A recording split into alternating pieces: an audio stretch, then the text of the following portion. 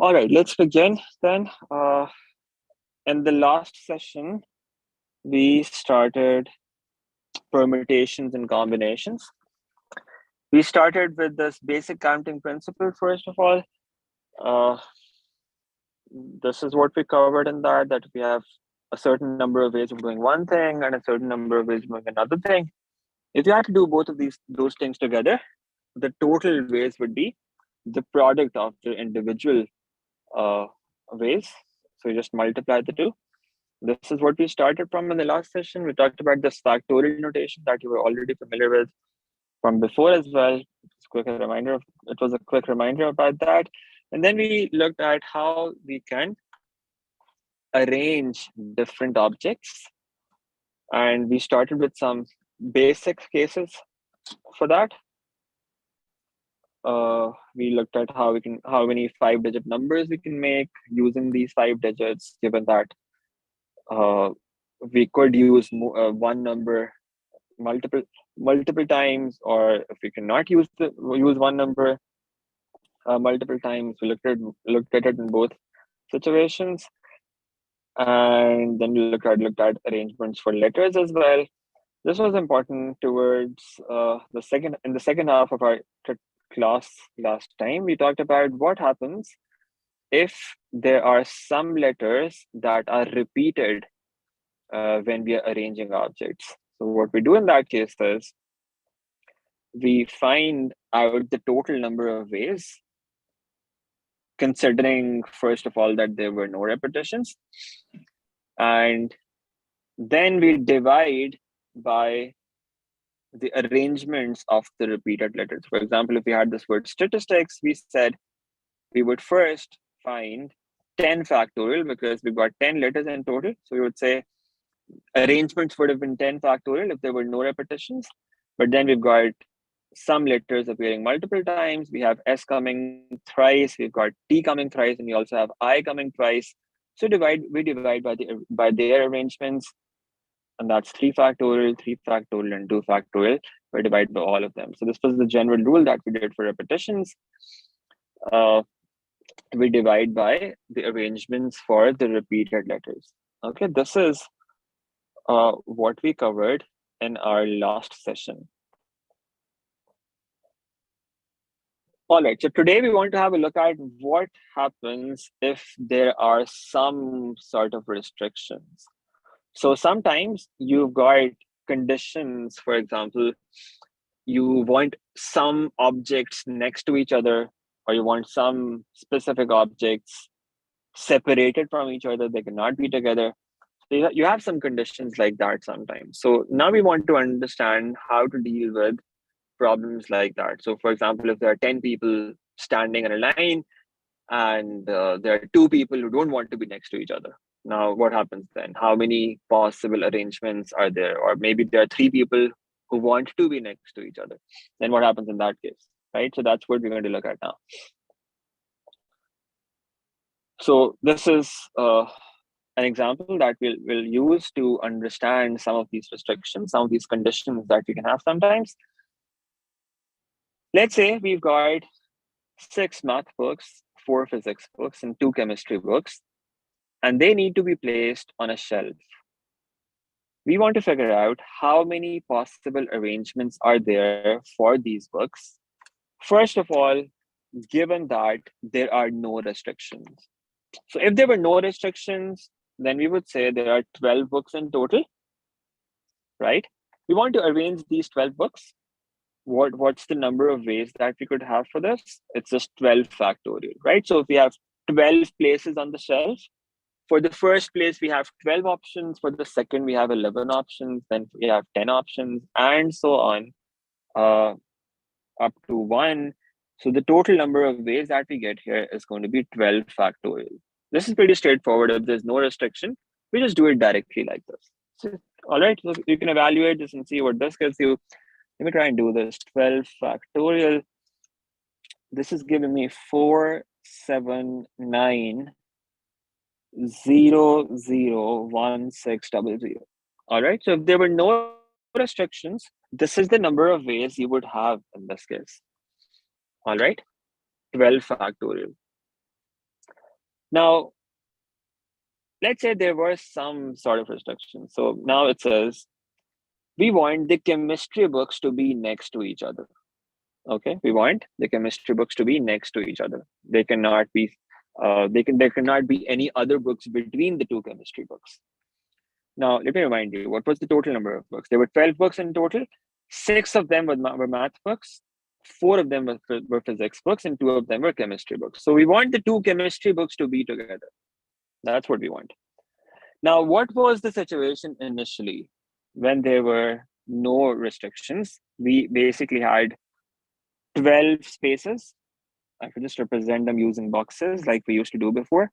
Let's use this boxes representation here. We have 12 boxes initially. You draw those 12 boxes.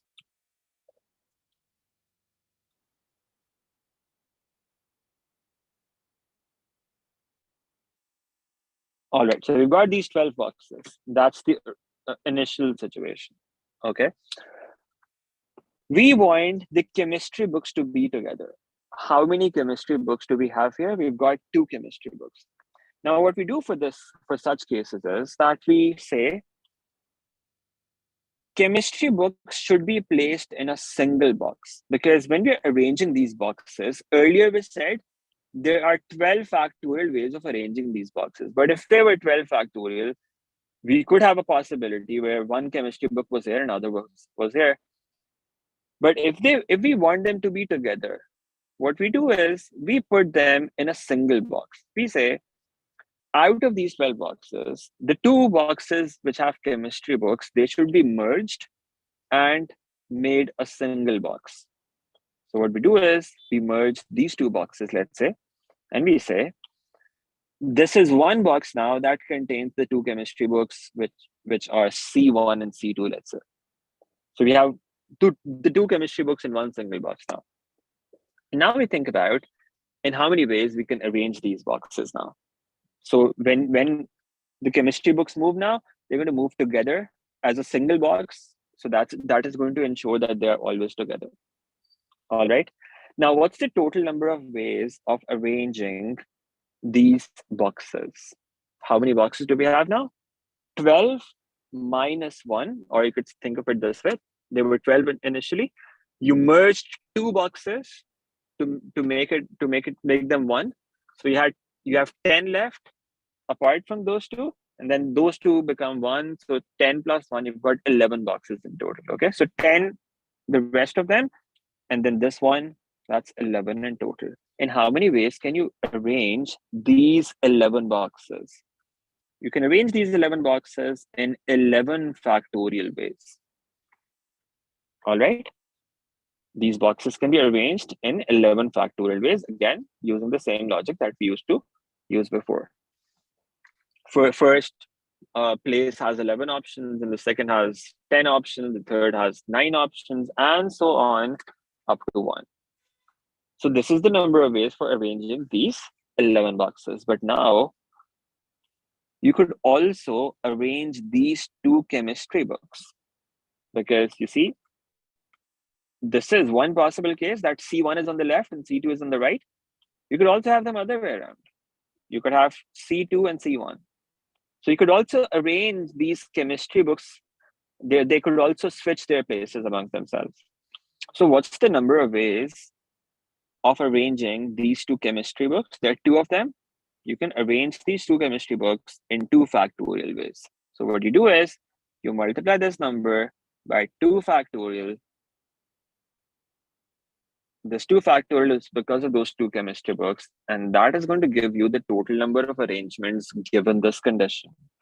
The condition here was that the chemistry books have to be together. So now this is going to ensure that the 2 chemistry books are next to each other. Does that make sense? Now let's evaluate and see what this turns out to be. 11 factorial into 2 factorial. 11 factorial into 2 factorial, that's giving me 7, 9, 8, 7, 9, 8, 3, 3, 6, 0, 0. This is the number of ways that we have in this case. All right, so it's meeting the condition that the chemistry books have to be next to each other. Let's look at another possibility. Now let's say we want the physics books to be next to each other. Okay, we want the physics books to be next to each other. Now, again, let me just write down the total number of books that we've got. We've got 6 math books, 4 physics books, and 2 chemistry books. Now, if we want the physics books to be next to each other, how are we going to do that? Now we're going to make one single box for those physics books, right? So the same thing that we did for chemistry books earlier, we're going to do that to physics books now. We have total 11 boxes. Sorry, total 12 boxes initially. We've got 12 boxes initially because we've got 12 books. So we've got 12 spaces initially. Let's make those 12 boxes here first. Initially, we had 12 boxes. They looked like this.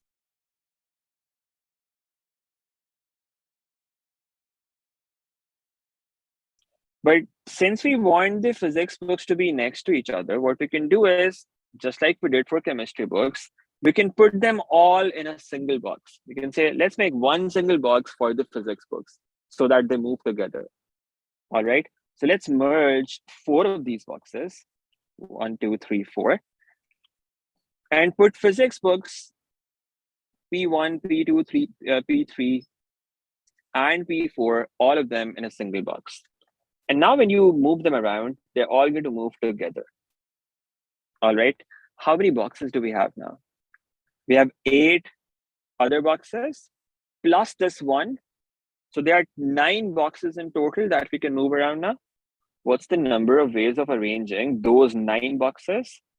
It's going to be 9 factorial. So we've got 9 factorial ways of arranging these 9 boxes. All right, so these 9 boxes can be arranged in 9 factorial ways. But then you also need to consider what happens with these physics books. In how many ways can these physics books be arranged now? There are 4 of them. You multiply this by 4 factorial using the basic counting principle, remember? So you multiply this and this, and that is going to give you the result. 9 factorial into 4 factorial, 9 factorial for moving the boxes. You've got 9 boxes, and then 4 factorial for these 4 physics books. You multiply both of them, and that's going to give you the result. That's the total number of arrangements, given that the physics books should be next to each other. All right, let's see what we get from this. This is going to give us 8709120.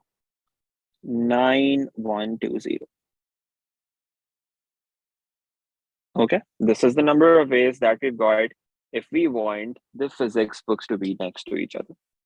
Make sense? So that's the representation you use when you have to when you need to have some objects next to each other. You basically put them in a single box. All right, so this is what you're going to be doing mostly in this case. Let's take another example. Now we want all math books to be together, all physics books to be together, and also all chemistry books to be together. All right. Now let me just write down the total numbers that we have for each one of them. We've got 6 math books, 4 physics books, and 2 chemistry books. We want all math books together, all chemistry books together, and all physics books together. So what do we do for this now? We make one box for math books, one box for physics books, and also one box for the chemistry books. All right. So in total, instead of having 12 boxes now, we only have 3 boxes. So we make 3 boxes. In one of those boxes, we put the 6 math books, M1, M2, M3, M4, M5, M6. In the second box, we input 4 physics books. And in the third box, we put the 2 chemistry books. Now, what's the total number of arrangements that we get for this? We've got 3 boxes now. In how many ways can we arrange these 3 boxes? We can arrange these boxes in 3 factorial ways. But then we need to think about what happens inside each of these boxes. In how many ways can you arrange the math books? You can arrange them in 6 factorial ways. So you multiply by 6 factorial because of that. Then what about the 4 physics books? You can arrange the 4 physics books. Remember, they're all different. They're not same. They're not the same. So 4 physics books means there are 4 different physics books. Okay. So you arrange all of them. That gives you 4 factorial. And then finally, you arrange the 2 chemistry books. That is going to be 2 factorial. And that gives you the result. So this is really important. These all of these books are different. So that's given in the statement. They're not identical. So it's not the case where you have repetitions. They're all different. The 6 math books are different. The 6 physics books are different. And the 2 chemistry books are different. All right. So they're not repeated here. We just multiply all of them. And that is going to give us the result. All right. Let's see what this gives us. That's 3 factorial into 6 factorial into 4 factorial into 2 factorial. That is giving me 207,360. This is the number of ways that we get in this case. All right. So we've put all math books together, all physics books together, and all chemistry books together in this case. Let's move on. Let's take another example. Now, we've got this word, Mississippi.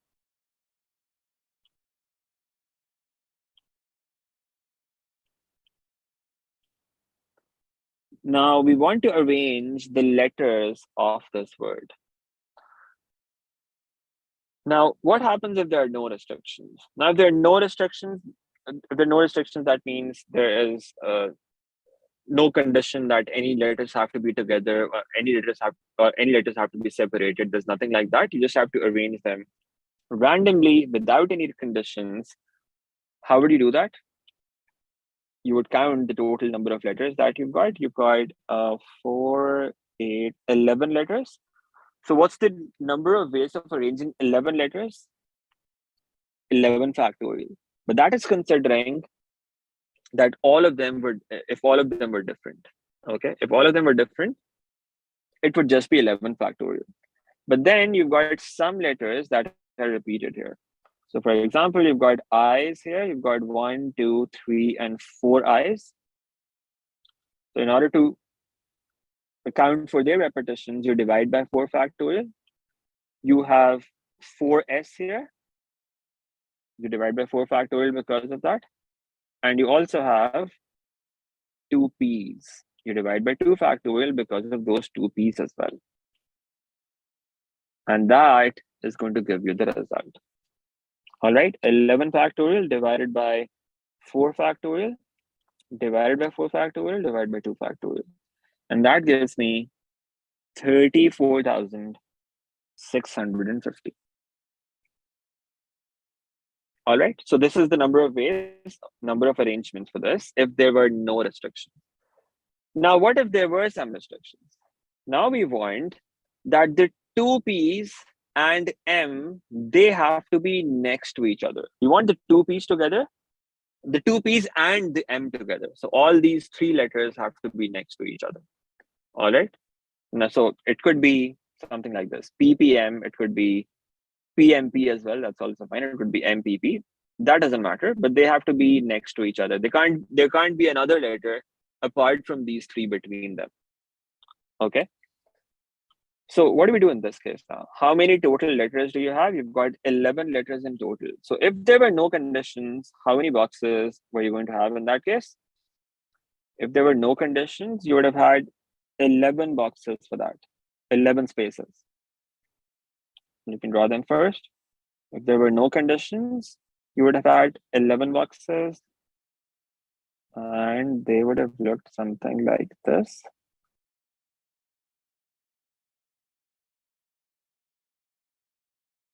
Okay, so you've got 11 letters, 11 boxes here. Now what we want to do is we want to have the 2 P's and M next to each other. What we do for this is we put them together in a single box, right? There are three letters, two P's and one M. We put them together in a single box. So we merge three boxes and make them one. Let's merge these three boxes. And in these three boxes, what we do is we put the two P's and one M. And now we think about the number of arrangements we have in this case. Okay. In how many ways can we arrange these 9 boxes now? Remember, these are 9 boxes. There were 11 in total initially. There were 11 letters in total. What we want to do is we want the two P's and M next to each other. So what we do for this is we put them in a single box. We put the two P's and one M in a single box. All right. So we merge 3 boxes and make them a single box. So what would we have in that single box? We would have P, and M in this single box. All right. And the remaining letters could come here in the rest of the boxes because there's no condition on the remaining boxes. Now, how many boxes do we have in total? We've got 8 of these boxes and then this one box, which is the merged box. So there are 9 boxes in total now, right? Now, in how many ways can we arrange these 9 boxes? We can arrange them in 9 factorial ways. However, remember which letters do we have left apart from PPM? The word was Mississippi. So the remaining letters that we've got are 4 I's. You've got I. There are 4 I's there. And then you have 4 S. They're also there. These are the remaining letters that are going to be input in the other 8 boxes, right?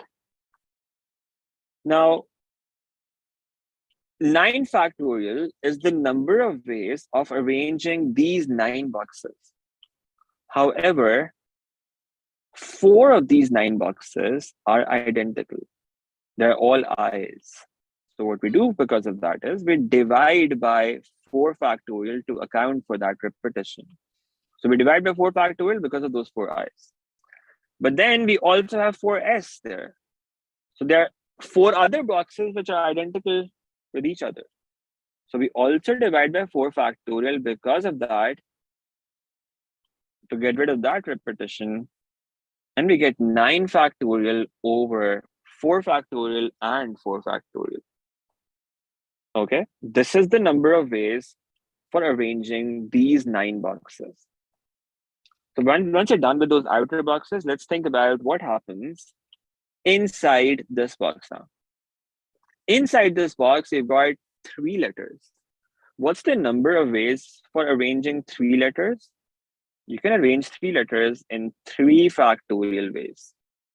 However, again, 2 of these letters are identical. Now, since 2 of these letters are identical, we have to divide by 2 factorial to account for that. And we get 3 factorial over 2 factorial for the arrangements of these 3 letters. Okay. And that is going to give us the result. All right. So we wanted the 2 P's and 1 M to be next to each other. We put them in a single box.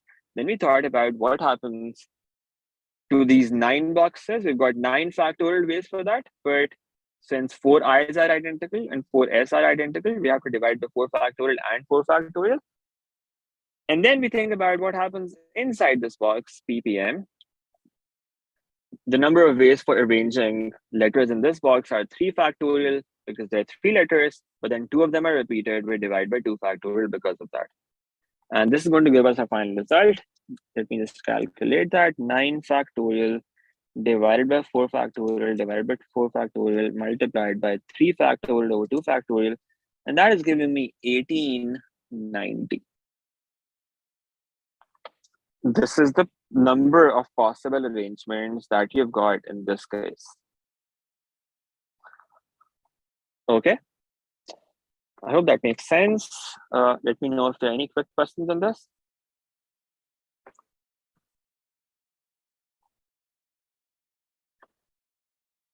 All right, good. Let's move on. So these were some examples of how you're going to find the number of arrangements for cases when you have some objects coming next to each other. All right, when you want some objects to be together. Now let's go back to that earlier example that we were talking about, where we had to place some books on a shelf. And now let's see what happens if we want to separate some objects. We want some objects to not come next to each other. All right, that's what you want to think about now. So you've got 6 math books, 4 physics books, 2 chemistry books. They need to be placed on a shelf. How many different possible arrangements are there for these books if the chemistry books should not be next to each other? Now, how can we think about this? Remember, we have already found the number of arrangements if the chemistry books are together, right? So we did that earlier. We said the number of arrangements if the chemistry books are together, that is going to be 11 factorial multiplied by 2 factorial. So where does that come from? That comes from putting chemistry books in one single box, and then you have 11 boxes remaining, 11 factorial for those boxes, and then 2 factorial for arranging those 2 chemistry books. And we also know what the total number of arrangements is without any restrictions. So if there were no restrictions, the total number of ways would be 12 factorial. If you consider the total number of arrangements, and then you subtract from that the case where the 2 chemistry books are together, the remaining cases are all going to be where the chemistry books are not next to each other. All right, so you consider all cases, subtract from that the cases where chemistry books are together. So you're going to be left with cases where the chemistry books are not together. That's what we do here. All right, so that's pretty straightforward if you consider that. So the number of arrangements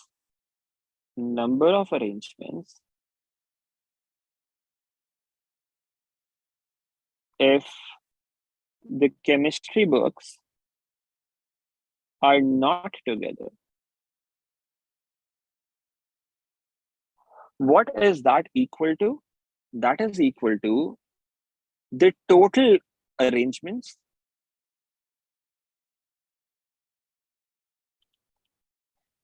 that's equal to the total arrangements. Oops, sorry about that. Yeah, that's equal to the total number of arrangements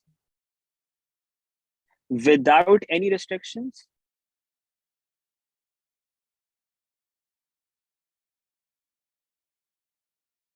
and you subtract from that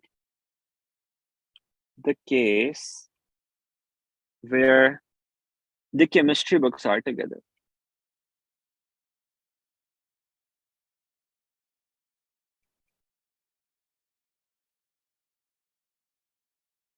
So basically, you can remember it like this. You subtract the case where the books are together, the objects are together, whatever those objects are, from the total arrangements without any restriction. Now, what was the total number of arrangements? It was just 12 factorial if there were no restrictions. Then we subtract from that the case when those 2 books are together.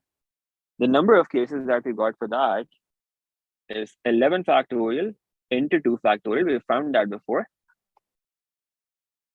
And we just evaluate what this turns out to be. Okay, so we subtract from the total the cases where the 2 books are next to each other. Let's see what this gives us. 12 factorial minus 11 factorial into 2. And this is giving me 399,16800. In fact, 000. All right, this is what we get from this. By the way, can somebody please confirm if my voice is clear? Is it lagging or is it okay? It's clear, sir. Okay, all right, thank you. So this is what we do if we had to put the chemistry books not next to each other. So they have to be separated. All right, let's look at another case. Let's say we want that the chemistry books, the physics books should not be next to each other. And there's a specific wording that they're using here. If not all physics books should be next to each other. It's really important to understand the statement correctly. Not all physics books should be next to each other. That means if there are 4 books in total, it's fine to have 3 together. It's fine to have 2 together. That's not a problem. But you cannot have 4 together. This is not possible. This can't be. Okay, you can have 3 together, you can have 2 together, you can have all separated. All of that all of those cases are okay. But you cannot have 4 physics books together. That is not allowed. All right. So let me just write this down as well. Write the down as well. This case is fine. This case is also fine. They can all be separated. That case is also fine. Now, how do we think about this? Now we'll find this later when we do some more practice, that figuring out these cases directly is actually quite challenging. So even if you might be able to figure this out, there's a method for this. We'll talk about this, but figuring out these 2 cases is pretty challenging. Because the problem with that turns out to be that if you were looking for this case where you have 2 physics books together, if you put them in a single box and try to keep them together, the problem generally is that you can't really restrict another physics book from coming next to them accidentally. So when you randomly arrange the rest of the letters, you could have another physics books next to each other as well, and then it doesn't remain this 2 physics books being together case, and it actually becomes this case instead. And there ends up being some overlap while you're evaluating that. So it's not that easy to figure this case out directly or this case out directly. Okay, so there is a way to do that, but it's a bit complicated. We'll see that later on at some point when we do some practice questions. So we need to find something simpler. Rather than finding each of these 3 cases, one way to look at this would have been that you find the total, just like we did for the case before. You have the total number of arrangements if there were no restrictions. Subtract from that the case when 4 physics books are together. Now, again, we found both of them before. This is the total number of ways. 12 factorial if there were no restrictions. If we subtract from this the case where the 4 physics books were together, we would get the case where 4 physics books are not together. All right. So it will cover all for all the remaining cases. We subtract from the total this case where 4 physics books are together. Let's see what we get from that. If not all physics books should be next to each other, what we can do for this again is number of arrangements where all physics books are not next to each other. In this case, what is that going to be equal to? We could do the same idea. We use the same idea that we used for the last example. We could say, let's just find the total and subtract from that the case where all physics books are together.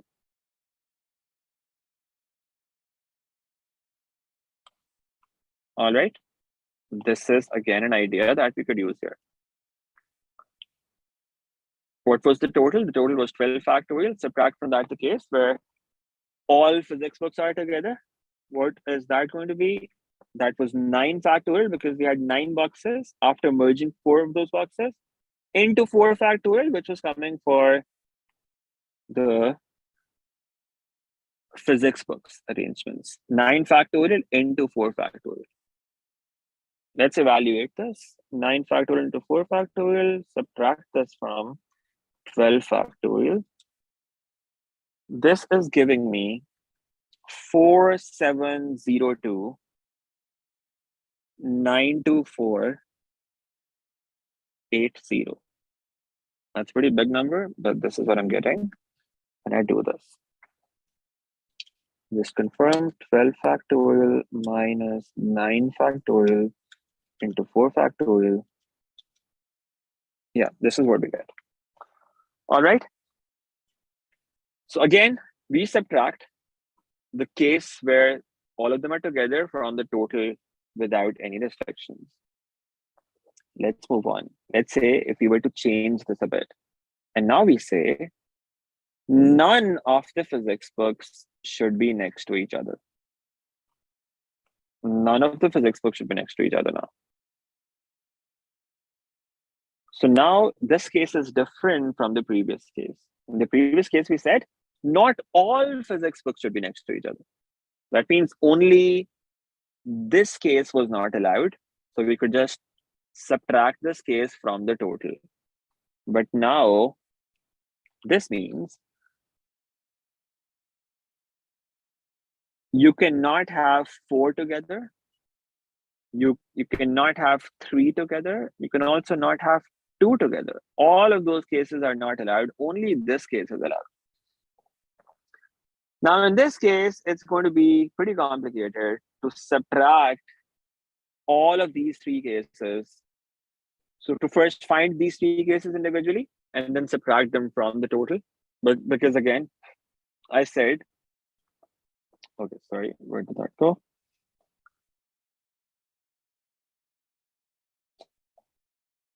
Yeah, so it's going to be pretty difficult to subtract from the total these 3 cases because it's quite difficult to figure out this case and this case. All right. So what do we do for this? For such cases, we actually have a direct method. All right.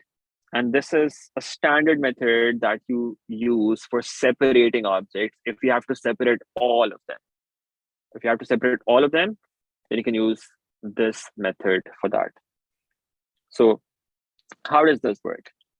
Remember the total number of books you had? You had 6 math books, you had 4 physics books, and 2 chemistry books. What we do in this case is we start from the objects, in this case books, that do not have to be separated. So let me write that down here like this. We've got 6 math books, 2 chemistry books. These are 8 in total. We could call them the non-physics books. 8 books in total. And then we have 4 physics books. Now, what do we not want to separate? We're not looking to separate these non-physics books, right? There's no condition on that. They could come anywhere. So what we're going to do is we're going to start from those objects, those books, which we do not have to separate. That is going to be the starting point. Okay. And we represent them. Again, we could use boxes here, or in this case, drawing separate boxes is going to be a bit tedious. I'm just going to use dashes here like this. Places here. We've got 8 places or 8 dashes for these non-physics books, which could be math books or the chemistry books. They can come in any one of these places. I think I've made 9 there, or are they 8? Yeah, this is fine. We've got 8 places for those non-physics books. Now, the trick here is that we leave some gap between them, leave gaps between them. So after every book, we've got some gap. All right, so we're not going to join them. And now what we do is we say the 4 physics books that we have, they could come in the gaps that we have got between these non-physics books. Now, how many gaps do we have? You could have a physics book here. You could have it here. or you could have it here, 4, 5, 6, 7, 8, and 9. So you fix the 8 books which do not have to be separated first. You've got 8 books here. Those 8 books do not have to be separated. You start from that. And then you say between each of those boxes, between each of those non-physics books, you could have a physics book, or on the sides as well. You could have them on the sides as well. And that is going to ensure that no 2 physics books are together. All right, because it will always ensure that there's at least one other book between 2 physics books. It's going to ensure that between any 2 physics books, there will be at least one other book. All right, so this is the representation that we use for this. Now, in how many ways can we arrange the non-physics books? We can arrange the non-physics books in 8 factorial ways, right? We've got 8 books. The first place would have 8 options, then 7, then 6, then 5, then 4, then 3, 2, and 1. So we've got 8 factorial ways for filling these 8 spaces with the non-physics books. And now once we're done with that, we think about what happens to these 4 physics books. How do we arrange these 4 physics books? Where do they come? How do we think about this now?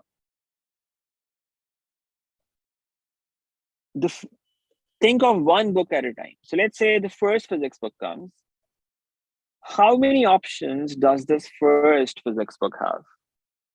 You could place that first physics book here, or here, or here, and so on. There are 9 options that you have for the first of those 4 physics books. So for the first physics book that comes, you've got 9 options. So you multiply this by 9. Now the second book comes. One of these, so P1 is going to be placed in one of these places already. Let's say it's placed here. Okay, let's assume it's placed here, let's say. How many places are we left with? We have 8 places left for the next book. So for the second physics book, there will be 8 options. So this is for P1, this is for P2. And then for the next physics book after that, we'll have 7 places left. And then for the next one, we have 6 places left. And then you're done with all of those physics books. This is the number of ways that you have for arranging those 4 physics books. 8 factorial for the non-physics books. Remember, you always start from the ones that you do not have to separate. So you start from them. You've got 8 factorial for the non-physics books. This is for the 8 math books, 6 math books, and 2 chemistry books. There's no condition on them. So we just arrange them in 8 factorial ways. And then for the physics books, we've got 9 into 7, 8 into 7 into 6. All right. And this is going to give you the result. You can see what this turns out to be. Let me just try 8 factorial into 9 into 8 into 7 into 6. And that gives me a pretty big number. 121927680. Remember, you always have to evaluate this number at the end. You can't just leave it in this form.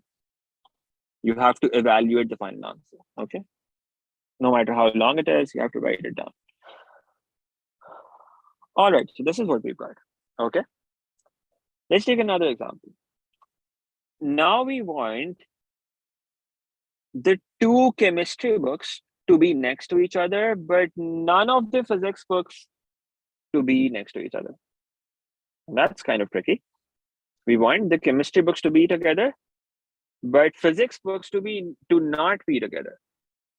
So we've got both of those conditions combined now. So we want some objects together and some objects separated.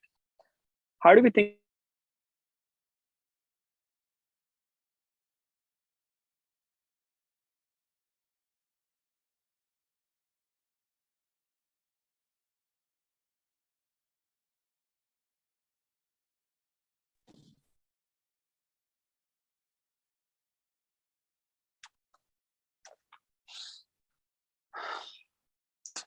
Okay, I'm sorry. I'm not sure what the problem is with my internet today. Were we able to complete the last example before I got disconnected? No, sir. No? Where were we? Sir, we were discussing the chemistry books example. So this example was done, right? Where we had to separate Yes, all sir. physics books. Okay, we're good. All right. So this is what we are on right now. Okay, good. Thank you.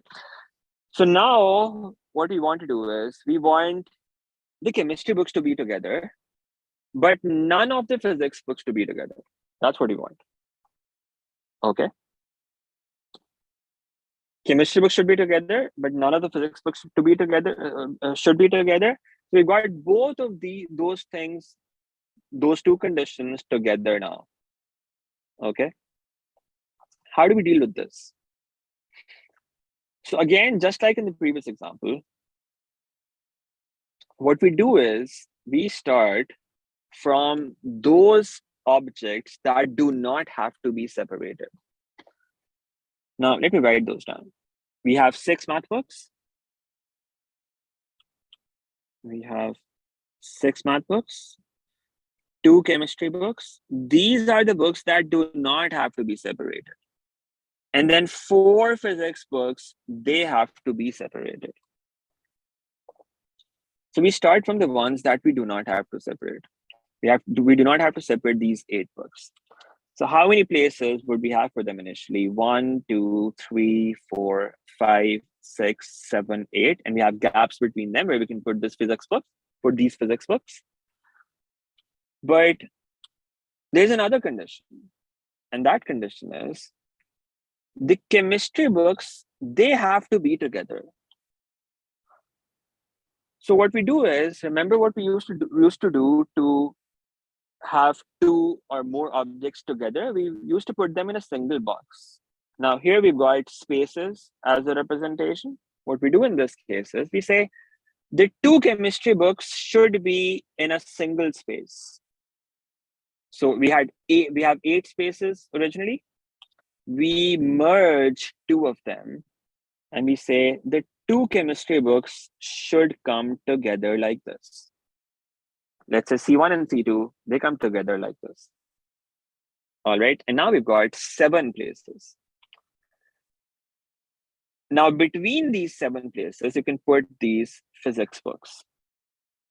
You have one option here, another option here, another here, then another here, and so on until you've got 8 total options for the 4 physics books. Now, in how many ways can you arrange all of this now? You've got 7 spaces. In how many ways can you arrange those 7 spaces? 7 factorial.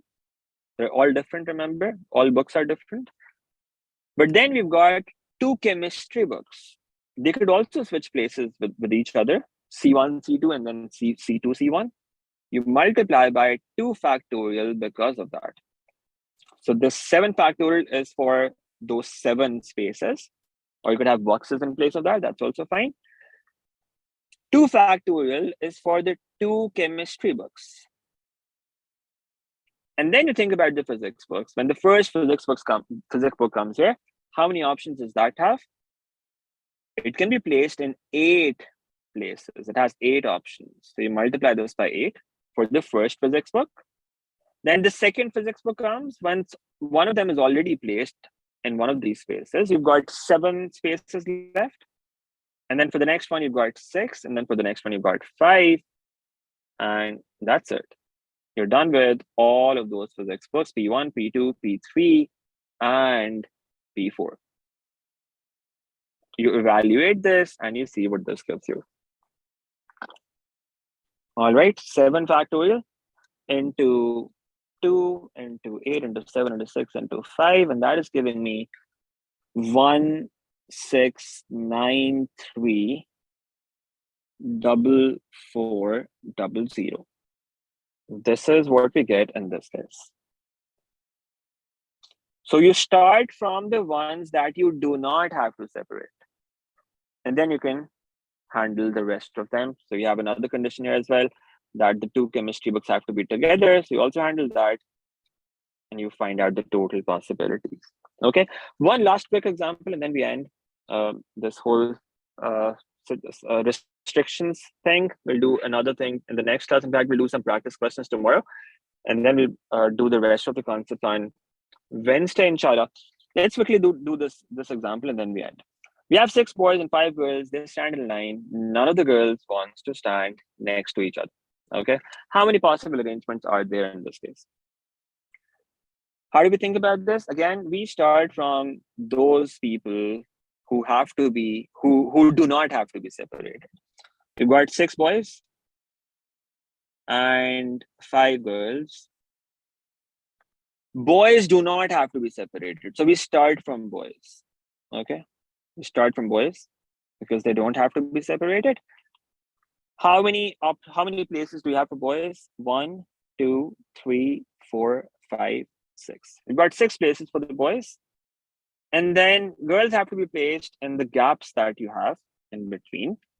How many options have you got for that? 1, 2, 3, 4, 5, 6, and 7. In how many ways can you arrange those 6 boys? That's just 6 factorial multiplied by how many options does the first girl have? It has 7 options. Okay, 7 places where she can go. Then the next one has 6 options. The next one has 5 options. The next has 4 options. And then the final one, the last one, has 3 options. And that gives you the total result. All right, so if you understand the previous examples, this is pretty straightforward after that. You just start from the ones that do not have to be separated. This is important. You start from those that do not have to be separated. You make dashes for them. And then in the gaps that you've got in between, you place those people or those objects, whatever the given scenario is, you place them in the gaps that you've got in between them. So what do you get from this? Let's evaluate this. It's 6 factorial into 7 into 6 into 5 into 4 into 3. And that gives me 1814400. This is what we get from this. All right. I hope that helps. If you have any quick questions, let me know. Otherwise, that's it for today. I'll see you again tomorrow, inshallah. Tomorrow, we'll do some practice questions on arrangements, where we will be looking at these different cases where we have to put some objects together, or we have to separate objects, and there'll be some other conditions as well that come with every question, and we'll see how to handle them using some examples. All right, any quick questions? Sir, when will you upload today's recording? Because I'd like to go over it before tomorrow's class, because it was a bit confusing, like all the concepts we did today. I'll try to just leave me a reminder around 8 p.m. after I'm done with my other class as well. I'll do that today. Okay. Okay. Thank you, sir.